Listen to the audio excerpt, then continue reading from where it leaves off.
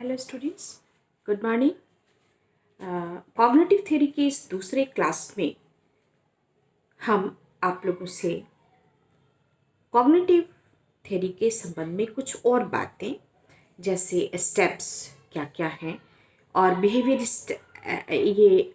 इसमें स्टेप्स क्या क्या आते हैं, कॉग्निटिव लर्निंग प्रोसेस किस तरह होता है और क्या क्या चीज़ें उसमें इन्वॉल्वमेंट दिखाती, पूरी तरह से इन्वॉल्व हो जाती, इसको हम लोग डिस्कस करेंगे इस वीडियो में। तो कोई भी चीज़, देखिए, जीन पियाजे एक एजुकेशनल साइकोलॉजिस्ट थे और 1936 में मैंने पिछले वीडियो में भी इसको डिस्क्राइब किया। Educational psychologist, very important thing उन्होंने चीज़ ये ली कि हम उन्होंने अंडरस्टैंडिंग डेवलप कराई कि क्यों भी कोई भी जो मानव मस्तिष्क जो है वो कैसे काम करता है, how it works during learning process. इस बात पर कैसी इंफॉर्मेशन प्रोसेसिंग होती है, जो स्टिमुलस आया और उसके बाद अदर थ्योरीज ने ये दिखाया कि उसके बाद एक रिस्पॉन्स आया। दो स्टिमुलस प्रेजेंट किया, उन दोनों के बीच कनेक्शन स्थापित हुआ तो S condition, stimulus stimulus connection establish हुआ तो देयर इज लर्निंग।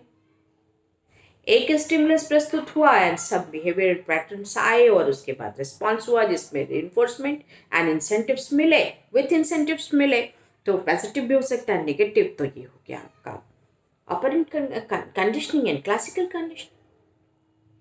बहुत बार अध्ययन करने के बाद जब हमने पढ़ा तो ये ट्रायल, जब हमने बहुत बार प्रैक्टिस से किया तो ये ट्रायल एंड एरर थ्योरी हो गया। हम किसी एक अननोन सिचुएशन में डाले गए और जब किसी भी इसका, वो भी कॉग्निटिव फंक्शन को मानते हैं गेस्टाल्टवादी, लेकिन वो कहते हैं कि दो रिस्ट्रेनिंग एंड कोहेसिव फोर्सेस के बीच जब इंटरैक्शन होता है और वहां जब एक पॉजिटिव फिगर बन के उभरता है और परसेप्चुअल ऑर्गेनाइजेशन चेंज होता है तो लर्निंग हो जाती है। बट कॉग्निटिव थियरिस्ट ये सोचते हैं कि what happens in the human brain when learning process is going on होता है।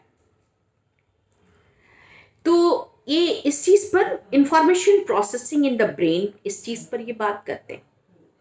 उसके बाद how learning occurs theory through that internal processing in information. आंतरिक रूप से जब इंटरनल प्रोसेसिंग होती है, एक्सटर्नल वर्ल्ड के बारे में जब होती है, कोई भी उद्दीपन, चेंज इन द इन्वायरमेंट है तो कैसे लर्निंग ऑकर होता है, इस चीज पर एजुकेशनल साइकोलॉजिस्ट जीन पियाजे ने इंसिस्ट किया और उन्होंने फोकस किया इस पर। और मेंटल प्रोसेस, इंफॉर्मेशन रिसीव होती है, उनकी प्रोसेसिंग होती है एंड देन बिहेवियर। तो तीन स्टेप बताए, पहला stimulus, then mental cognitive processing, information processing भी बाद में कहा गया उसको वाइगॉट्स्की के द्वारा, उसके उनके और लोगों के साथ। और उसके बाद हम रिस्पॉन्स करते हैं, यानी एक लर्निंग जो है, एक बिहेवियर हम सीखते हैं। तो कॉग्निटिव थ्योरी में ये बात मेंटल प्रोसेस पे ड्यूरिंग लर्निंग पर इंसिस्ट किया गया। तो एक्सटर्नल और इंटरनल फैक्टर्स को कैसे वो इन्फ्लुएंस करते हैं और कैसे आगे बढ़ते हैं। और procedure learning, order to procedure learning in an individual, किसी आदमी में कैसे होता है ये जो है। Knowledge is something that is actively constructed by learners based on their existing cognitive structure. It's a very important line, so मैंने as it is इसको दोहरा दिया है। जिन पियाजे मानते थे कि नॉलेज इज समथिंग, जानकारी जो होती है या हमारी जो ज्ञान है हमारा, दैट इज एक्टिवली कंस्ट्रक्टेड, क्रियात्मक ढंग से कंस्ट्रक्ट होती है, बनती है, तैयार होती है by learners based on their existing cognitive structure, उनकी संज्ञानात्मक संरचना कैसी है किसी लर्नर की, इसके आधार पर ही नॉलेज जो है वो अक्वायर होता है and in the form of experience वो हमारे कॉन्शियस, सबकॉन्शियस एंड अनकॉन्शियस में रहता है और हम लर्न कर जाते हैं या नॉलेज एक्वायर करते हैं या बिहेवियर चेंज करते हैं. This is the concept of Jean पियाजे according in his theory, cognitive learning theory, CLT भी इसको कहते हैं, कॉग्निटिव लर्निंग थेरी. अब हम लोग ये बात करें कि stimulus black box can not be studied और उसके बाद रिस्पॉन्स यानी बिहेवियर.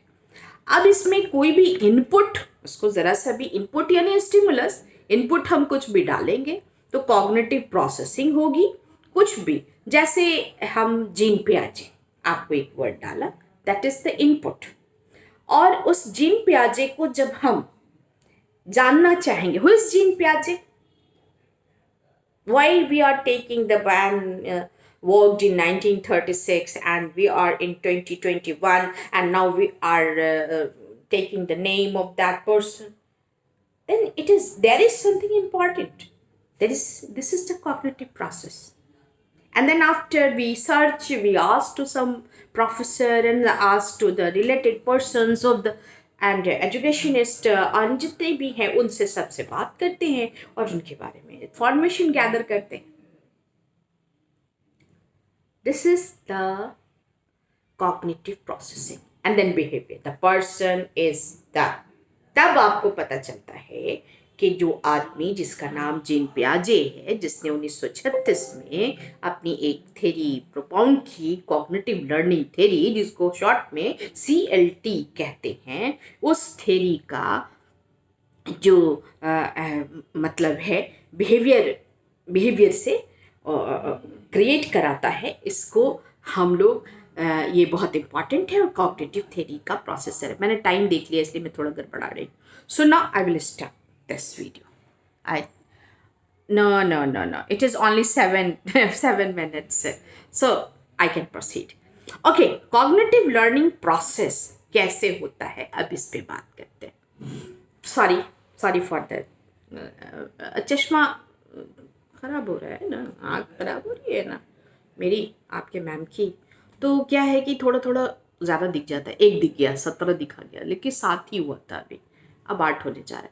नाउ लर्निंग प्रोसेस की बात, हम प्रोसेस में इनपुट डालते हैं कोई भी चीज़ और फिर उसके कॉग्निटिव प्रोसेस होते हैं, internal environment and external environment को मिला करके, यानी जो जिस कंडीशन में लर्न किया जा रहा है और जो हमारा अपना अंदर का कंडीशन, उन दोनों के बीच जो है वो बहुत ही खूबसूरत एक समन्वय, ऑर्गेनाइजेशन बनता है, ऑर्गेनाइज होता है और ऑर्गेनाइजेशन नहीं बनता, ऑर्गेनाइज होता है और उसके बाद से हम उसको एक बिहेवियर जो है प्रतिपादित करते हैं. यानी हम जीन पियाजे इनपुट डाला, फिर हमने कॉग्निटिव प्रोसेस में सबसे पूछा, कुछ डाटा कलेक्ट किए, हु इज़ जीन पियाजे एंड दैट्स, कुछ बुक्स से कंसल्ट किया, और अभी तो आपके जेब में मैम लोग रहती हैं सारी information in the pocket and that is called in the pocket your mobile.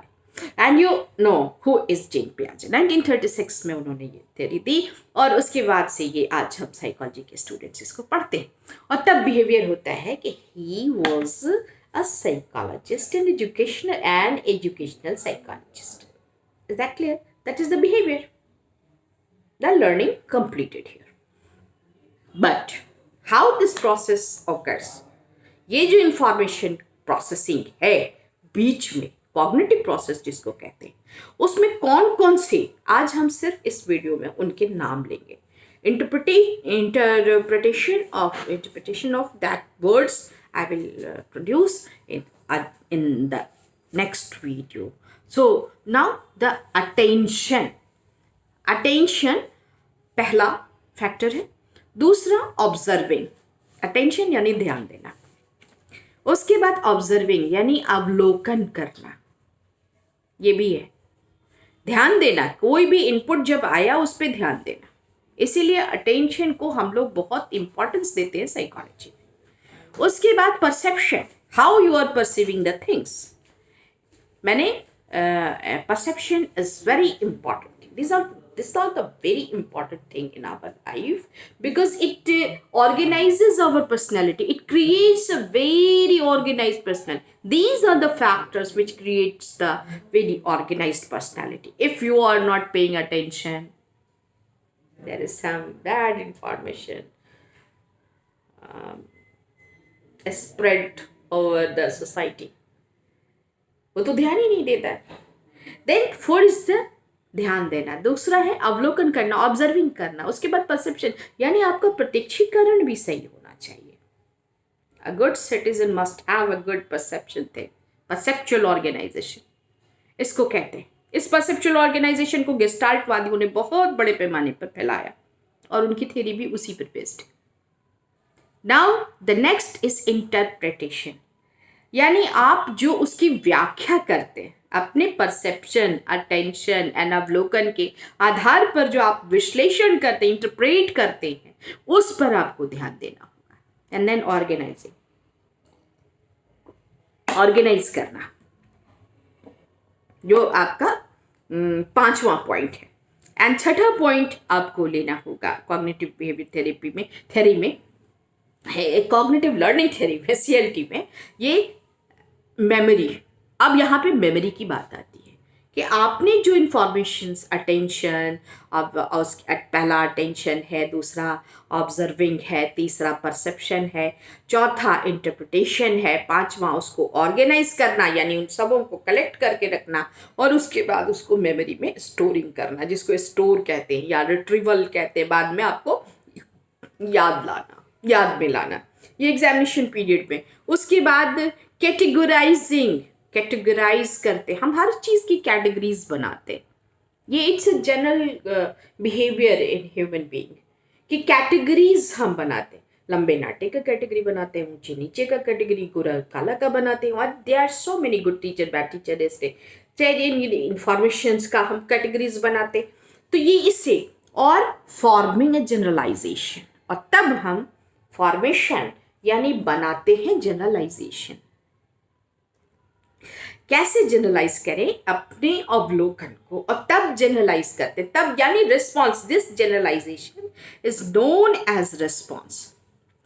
It is believe that individual as an believes, thoughts, knowledge, attitude, feelings, as well as understanding about themselves and the environment when interpreting a stimulus. यही आपका cognitive learning theory है. Okay, thank you students.